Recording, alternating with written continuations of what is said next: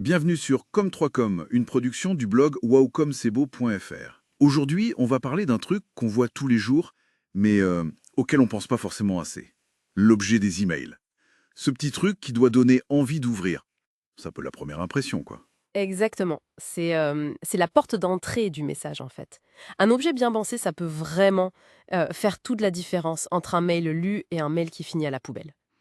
Alors, quels seraient les basiques pour un objet qui marche?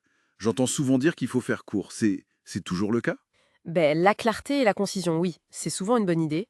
On recommande de ne pas dépasser 9 ou 10 mots, ça fait à peu près 60 caractères. Faut utiliser des mots-clés pertinents pour qu'on sache tout de suite de quoi ça parle. Éviter les trucs vagues, les phrases à rallonge. Et la ponctuation, oui, mais mollo, quoi. D'accord, clair et concis. Ça marche. Mais comment on fait pour se démarquer? Parce que les boîtes de réception, elles sont souvent pleines à craquer. Des astuces pour attirer l'attention. Oui, on peut essayer, par exemple, de poser une question un peu intrigante, tu vois? Ou alors faire une annonce qui suscite l'intérêt. Et puis, il y a l'utilisation d'un emoji. Ça peut aider à capter le regard, mais bon, faut pas en abuser non plus, hein. Utiliser des emojis, ah oui, c'est intéressant ça. Mais est-ce qu'il y a des noms ou des tournures à éviter absolument? J'ai entendu parler des spam words. Ah oui, c'est juste. Certains mots ou expressions, comme gratuit, offre immanquable ou trop de majuscules, bah, ils sont souvent utilisés dans les spams. Du coup, les filtres anti-spam, ils aiment pas trop ça. Faut être vigilant, oui, et éviter les termes trop promo ou qui sonnent un peu faux pour pas finir direct dans les indésirables. Logique.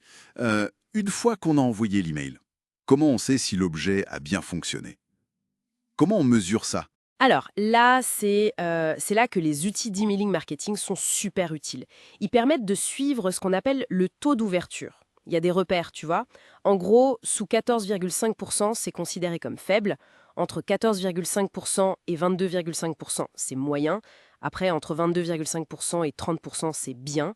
Et si on dépasse les 30%, là, c'est excellent. Ça donne une bonne idée. Très utile ces chiffres, ouais. Mais j'imagine que l'objet, ça fait pas tout. Ah non, non, clairement pas. D'autres éléments comptent énormément. Déjà, bien cibler les destinataires. La qualité de la base de données, c'est la base, quoi. Il faut aussi afficher clairement qui envoie, genre prénom, nom, entreprise. Ça rassure. Et faut pas oublier le pré-header. Le pré-header.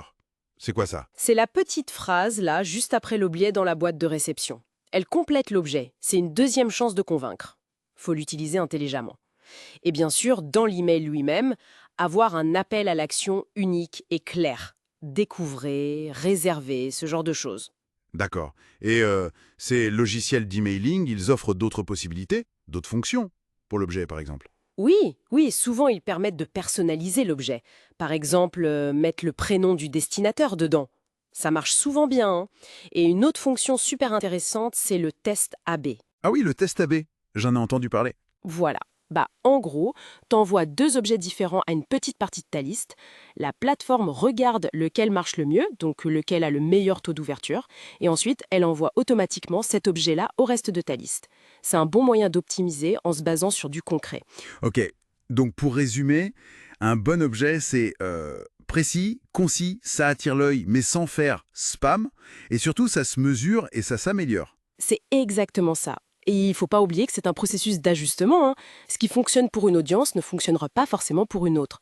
L'idée de tester, comme avec les tests AB, c'est vraiment une bonne piste pour améliorer ses résultats petit à petit. Faut pas hésiter à expérimenter. Une petite réflexion pour la route, peut-être. Avec l'IA qui débarque partout, est-ce qu'on va pas voir des objets d'email devenir complètement uniques pour chaque personne? À méditer.